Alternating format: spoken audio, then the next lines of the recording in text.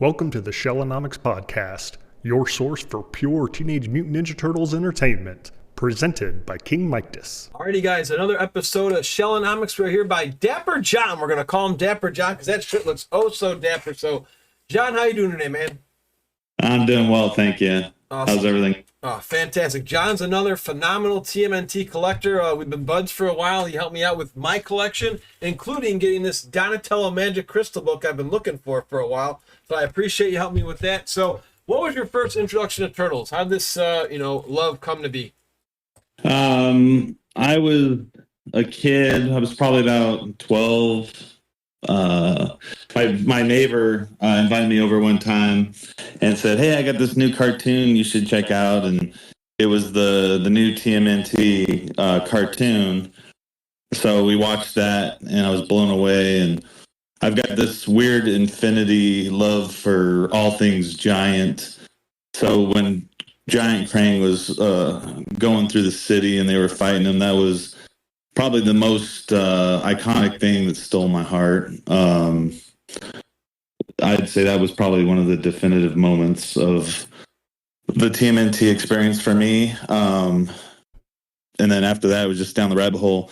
I went to a comic shop after that, had never been, and then found out about the Mirage series and TMNT Adventures, and so I started collecting those comics, and basically that's what kind of threw me into the collecting world. And then next thing you know, I just was collecting lots of different things. So Good stuff. Now, you mentioned Giant Krang, and you mentioned Giant. So were the Giant Turtles in your collection and Giant Android Krang, I presume? Did you have all those growing up or later in life? I mean, I had the Playmates one that they had. It wasn't really giant. It was just that bigger figure that had the Krang in there. Yeah. And then and I had all the toys. I mean, I collected practically almost all the stuff from the beginning of the run. And then, at some point you fall out of it. And so I did. And I sold my stuff, which I regret, obviously, because, this stuff's an arm and a leg these days. Oh, yeah. But then when I finally came back around and got back into it, I think I had collected and saved my box of Mirage comics, but I had sold or given away my Archie comics and, like I said, the toys and all that stuff. And I had so much of the merch back in the day. Like, my whole room was like a turtle shrine. It was crazy. And I boxed it up when college came calling, and then I decided, why am I holding on to this? And I sold it like a, stupid person, but hindsight's 2020, right? Well, the good thing is, at least it wasn't your mom selling, or parents selling this stuff, because a lot of my buddies back in our day, they were giving away for quarters and 50 cents at garage sales, So at least I'm pretty sure you got at least more than a quarter or 50 cents for most of your stuff. So if you guys stick around for the end, John's going to show us the one-of-a-kind Shredder in the box, and you got to stick around and check that out. So John, you've been collecting for a while. So what are some of your favorite pieces you've had in your collection? Let me see. Working the magical camera thing here. I see. Okay. Sorry. No, you're okay. So this is one of my favorite pieces. Oh, wow. Is that sick? So trying to get less glare in it, but it's signed by everybody. It's a cell from the Shredder is splintered. It's got all the turtles on there, the voice actors, and it's got Peter Laird, it's got Kevin Eastman, Renee Jacobs, Pat Fraley. Unfortunately, I never was able to get Peter Renaday on there, and then he passed away, so I was a little sad about that. But I've got like that particular thing with sending things to the mail where I get really nervous about it, and that piece is priceless and irreplaceable. So if it got lost or damaged, I would be beside myself. So unfortunately, that held me back when I should have probably just bit the bullet and took care of that. But, and then of course, James Avery had passed away, so no way to get his signature. But so real quick, John, you actually met all those characters. all those voice actors and Eastman and Laird. Can you tell us what that was like to get those autographs? Oh, they're real nice people. I've met many of them through the years. It's been an ongoing thing with the different conventions and everything. I always run into one or the other, and basically they're really nice people. Like, you couldn't ask for a nicer group of people. Cam Clark, Barry Gordon, Rob Paulson, Townsend Coleman, all really cool people. Renee Jacobs, she's a sweetheart. Pat Fraley, man, if you get to meet him, he doesn't come up very often, but he was there right when the con opened. He was dressed in a suit and really nice. I came by like 3 times because I was waiting on the rest of the voice actors to show up, and so we had a couple of conversations. And by the end of the con, he knew me by name, which was really cool. Just really, really nice guy. He did a little voice of Krang for me, which I have a video somewhere of, and just really, really cool because I always loved Krang, and he did the voice of I think Casey Jones as well, and he did the voice for I think Baxter. So he has a lot of different voices, but his most iconic is obviously Krang. And then I got this, which is James Avery signature from when he did the Charmed series. Oh wow! That's yeah. And then you wanted to know other pieces let's take a of look. art. Yeah, I call Pat Fraley the Mel Blanc of the Ninja Turtles cartoon. That guy had so many voices in that show. Oh wow, that's a sick piece. Yeah, so this is the art piece that was used in the calendar 1993 or 1994. I forget exactly, but it was a collab piece that was Jim Lawson and Steve Bissett. So really cool piece. I've got a lot of inquiries on that over the years, but it's actually a unique piece too, because it's not like on a regular original art paper. It's on like a canvas. They drew it on there, and this thing's actually painted. So it's a phenomenal piece. And so I am selling my collection, 99% of it. Not that shirt though, right? No, the shirt's gonna stay. Okay. This one I get a lot of compliments on. Yeah, that one's awesome. So let me see here. So pardon my mess. Got a lot of stuff. So I got this picture of April Eastman from the TMNT 3 movie premiere party. So I picked that up and from a fellow collector who was selling me stuff, and I got a piece of the house from. Is that the farmhouse? The what? Was that from the farmhouse, the first movie?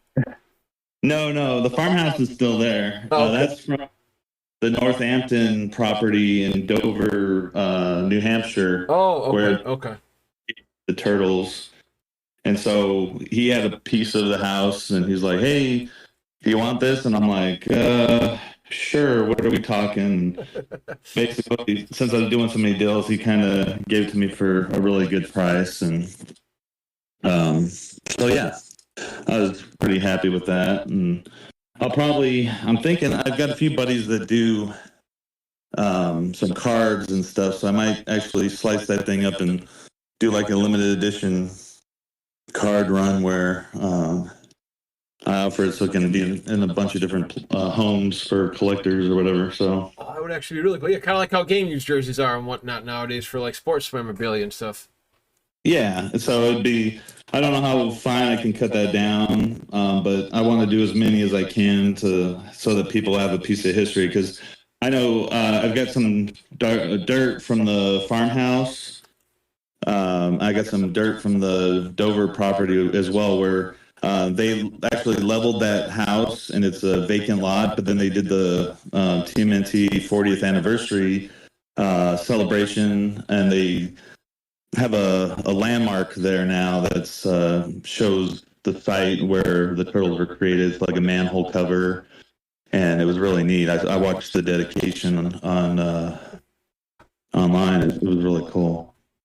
Oh man, awesome. So during your collecting years, as you're giving us the tour here, John, what advice can you give those viewers listening now who want to start up their own collection like you with the high maintenance pieces? Because a lot of your stuff is not going to be just costing them a Lincoln or a Washington. You're talking possible multiple Benjamins. So what would you advise those who are looking to get some big pieces like you have? Well, first of all, you want to make sure that you have insurance on your pieces. So if you buy something that's pricey, make sure you talk with your insurance company. You know, people usually think car, house, and they don't realize that if, let's say, your house burns down, that it doesn't cover all those priceless collectibles you got in there. So you want to make sure that you get that insured, get a quote on it. That way, if something does happen, that it's sad to lose those memorable pieces, but it'd be even sadder if you lost the money you spent on those pieces. So just make sure you got a good insurance on them, and just make sure you're covered. Because other than that, I've got friends who've lost collections in house fires, and it's not pretty.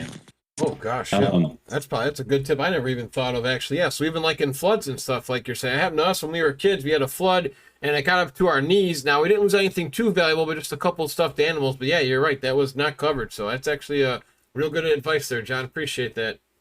No problem. As far as collecting goes, just have an idea what you want.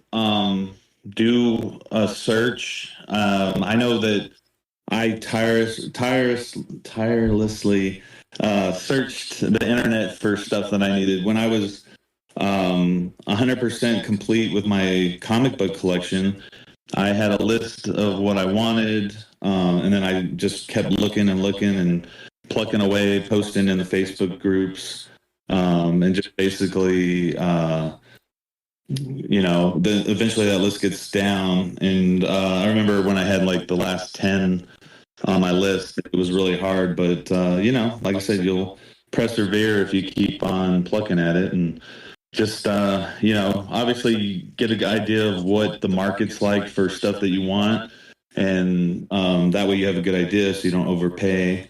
eBay Sold is a good place to look for different selling listings. They've got different art sites. Cool Lines Art was where I picked up a few of my pieces.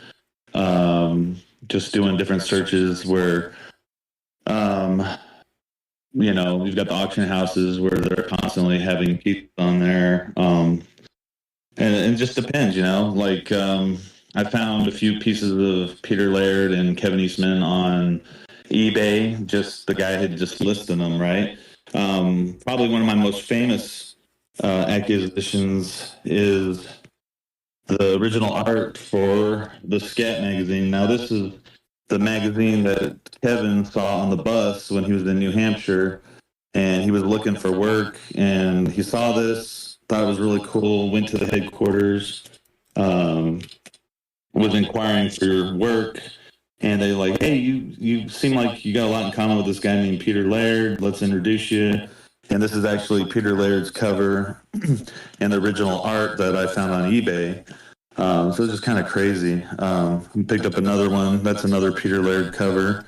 So pretty neat.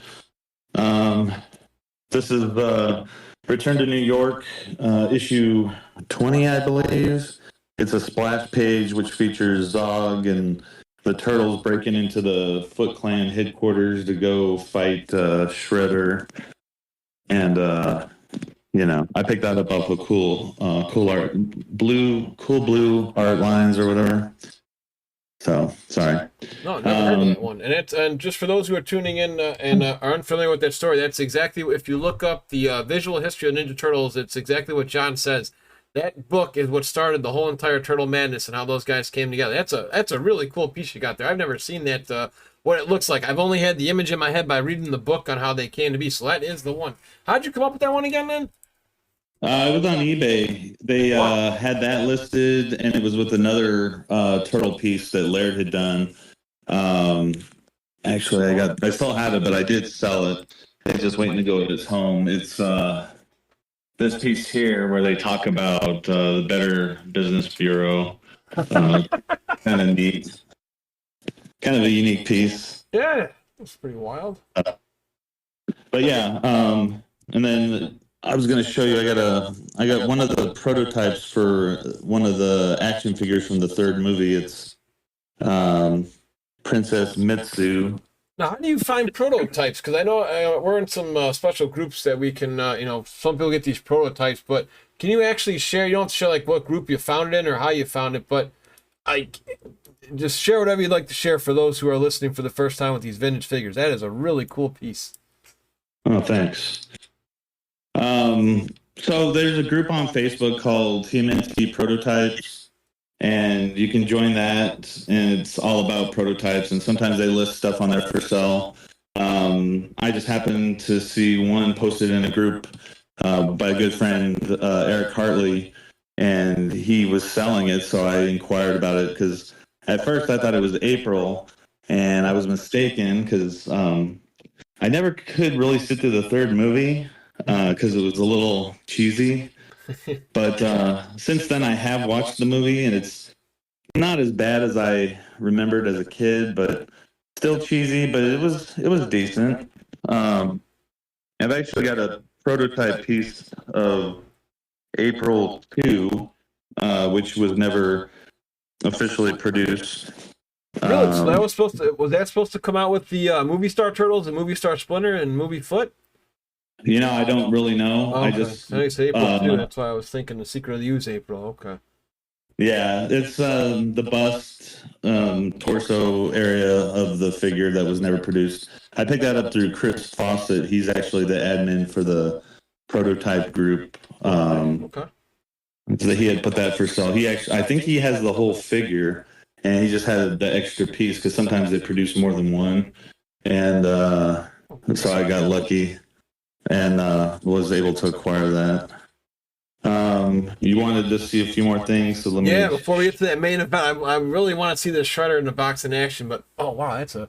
And you said you did mention too while you were sharing this. You said your comic collection. What sort of vintage comics do you have from the turtle genre, and do you have any graded?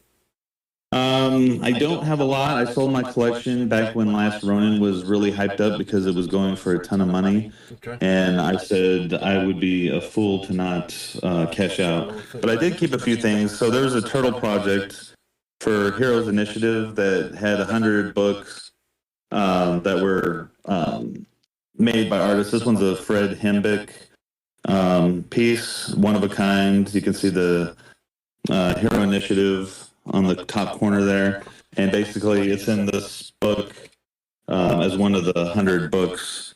So that's a pretty neat piece. And then I've got the infamous Turtlemania 100 by Sad Lemon Comics, signed by Kevin and Tom Waltz. And basically... Can you explain Turtlemania? Because I don't even know what Turtlemania is. Oh, so Turtlemania, they did a hold on, let me show you real quick while I get on there. But as you can see, it's labeled 12 out of 10 because they were trying to replicate the whole basically Turtlemania was a convention where they did 10 gold books, which were sketched and signed by Peter and Kevin, and then there was 100 silver books, which were just signed by Kevin and Peter, and then there was I want to say it was 1,000 books, and it was just a plain white book with no signatures or whatever, and basically that was all done at a comic convention to celebrate the Turtles back when they only had a few issues out. I want to say they had 5 issues or something like that, but it's really just a book that showcases some of the art that they did and talks about print runs, like the 3,000 books for the first printing, and it gives a backstory and everything. But the biggest thing on that is the 10 books that are gold are extremely rare, and they go for like 10,000 to 100,000. It's just crazy because there's only 10 in existence, so they're a lot rarer than the original first print of 3,000 copies. So that's why they go for a lot more money than the original. Because people who are complete feel they're not complete without one of those gold books, and quite frankly, we know where 9 of them are. The 10th one has nobody seems to know where it's at, so it's either buried in somebody's collection or it got destroyed in a fire or something. Oh gosh, But- yeah, or grandma took it and didn't know when they were cleaning the house. Something. Yeah, it gets it in the collection years later. You Yeah. never know. Right.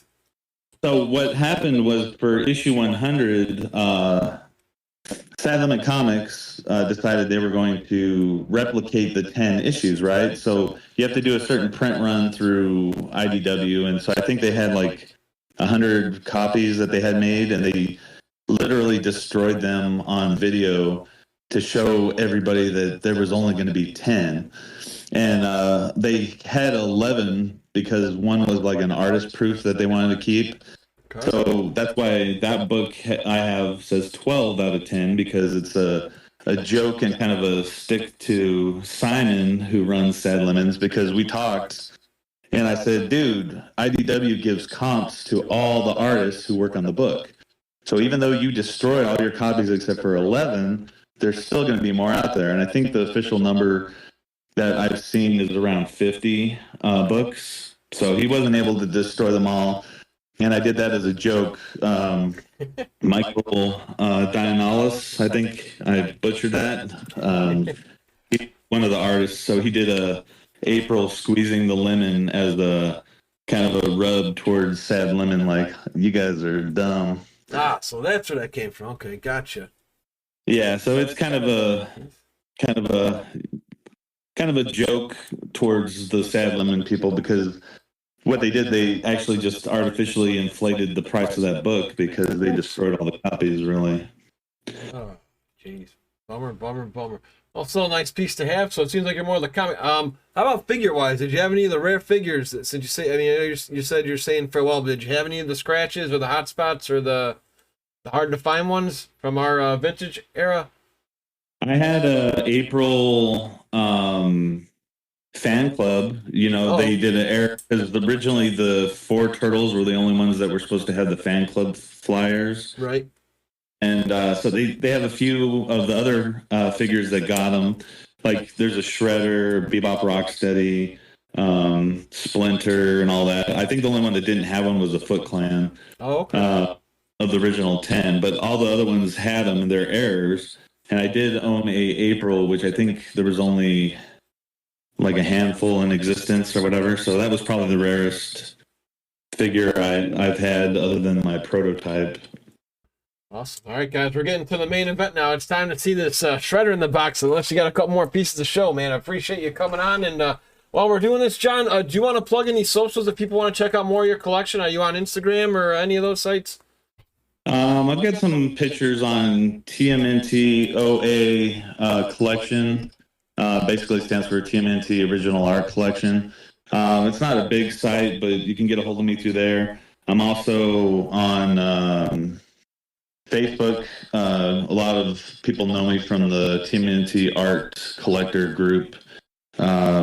Basically, I'm one of the admins on there. So if anybody needed to get a hold of me, you could reach out to me there. That's probably the best option. But yeah, I had this custom piece done. It's called Shredder Attack in the Box, and it's done by Steve Casino.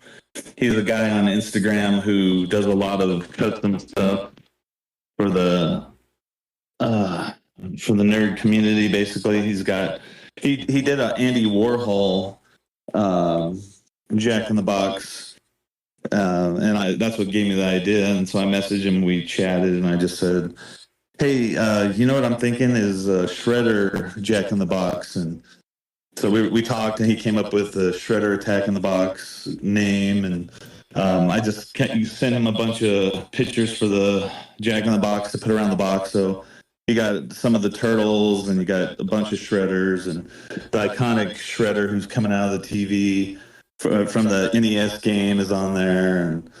And he just kind of designed it. And we did try to get the music box to play like the Wind them up? TMNT. Oh, okay. So when you turned it, I wanted it to play the TMNT theme, but Yeah. since it's not something that was produced, it was really hard and we couldn't find one. So I'm sure I could have made one or figured it out, but it is what it is. It just plays the Jack in the Box music, and then he pops out. And... Can we see? Can we see it? Can we see it live? He's not too old. I want to check this out. This is actually something that nobody else will see unless you're a fan of John and his Instagram page here, guys.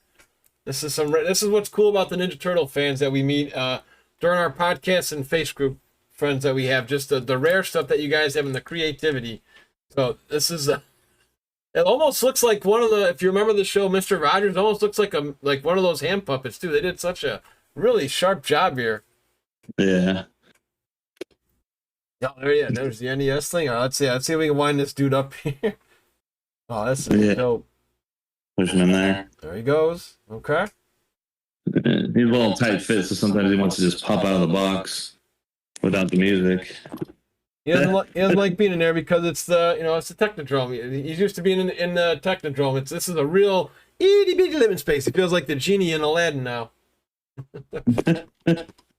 Sorry.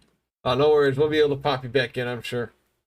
It's having some issues. Nah, okay, no problem. He's a custom piece, so he doesn't always want to go in the box the best way. So. No worries. I just appreciate you giving us a nice little Blim 360 view of all of them, just showing all, like you say, the cartoon spot where he's in the episode right there in dead center. Oh, wait, here he comes. Let's see if he comes out. When the evil Shredder attacks, there he is. That is awesome.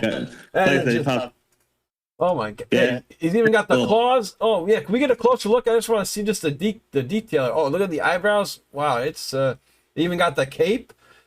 Yeah, that is. Yeah. I hope that stays with you for the rest of your life, John. Unless you have some children you want to pass it on to. Oh, you have some. See, there's some vintage toys. You got the OG Technodrome.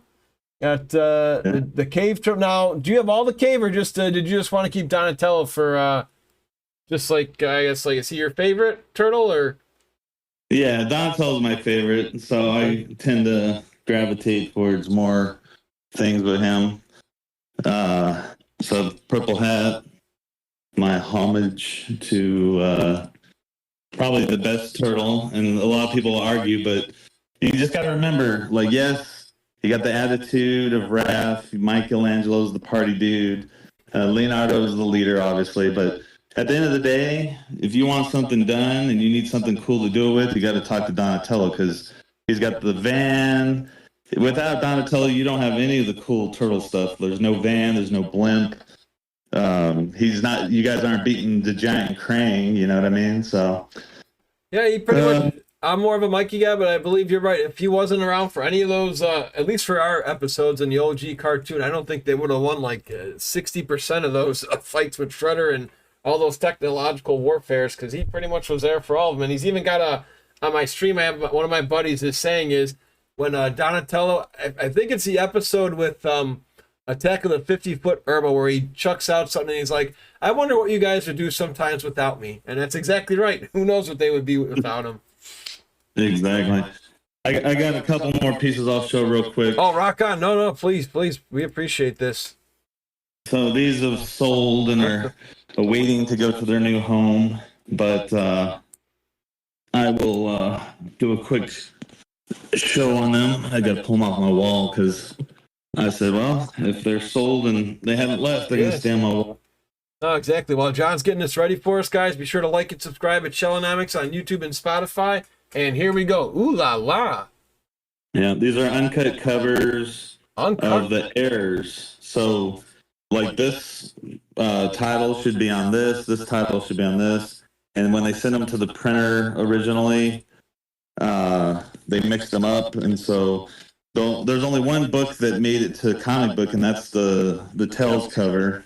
And then the other cover I acquired through Peter Laird when he was still doing conventions. So he signed both covers, and then I took him to a convention with Eastman and had him sign, and so they're dual signed. Pretty neat.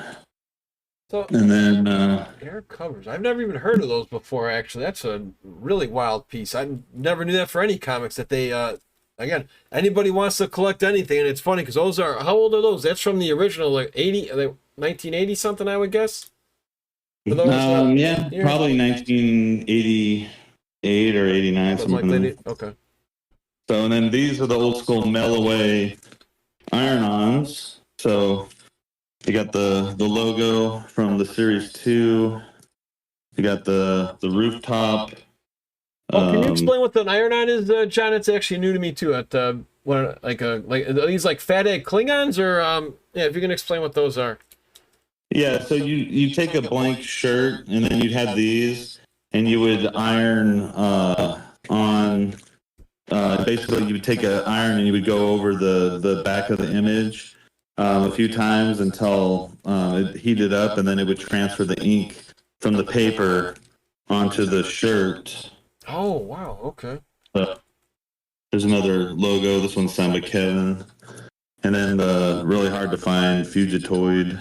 Oh, he looks so good. He looks just like that in the 2003 TV series. That's a really good drawing of him there.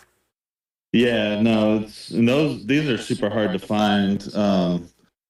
I luckily found a collector who was selling the whole 1985 collection, so I picked that up, and then I got lucky, and Steve Levine found the Fugitoid and a few other ones, and so I got the logo and the Fugitoid off of him. So that basically completed my iron-on collection. I had a pre-production piece for an iron-on, but I sold it, so I don't have that to show anymore. Oh, those are some crazy pieces. So you actually got to meet Steve Levine, Eastman, Laird. Wow, and you. Oh man, that's. Oh, whoa, what is that one? That's just Peter Laird that Peter drew and Steve Levine colored. So it was with the iron-on, so I figured I'd show it. Yeah. But yeah, I got lots of stuff still, just working on, like I said, selling my collection. I'm going to keep maybe like 4 or 5 pieces. And yeah, I'll still have the turtles in my heart and just have a few pieces that I like. Yeah. So as we bring this in for landing, John, tell us your favorite Ninja Turtle story, be it just like, a memory with your family and friends, or just like your greatest piece that you never thought you would own. And it's like, I finally have this. Okay. I'd say probably one of my greatest experiences in the turtle community was Granite Comic-Con, Granite State Comic-Con. It's in New Hampshire, so I went there. I got to meet Jim Lawson and Kathy Lawson for the first time. Really great people.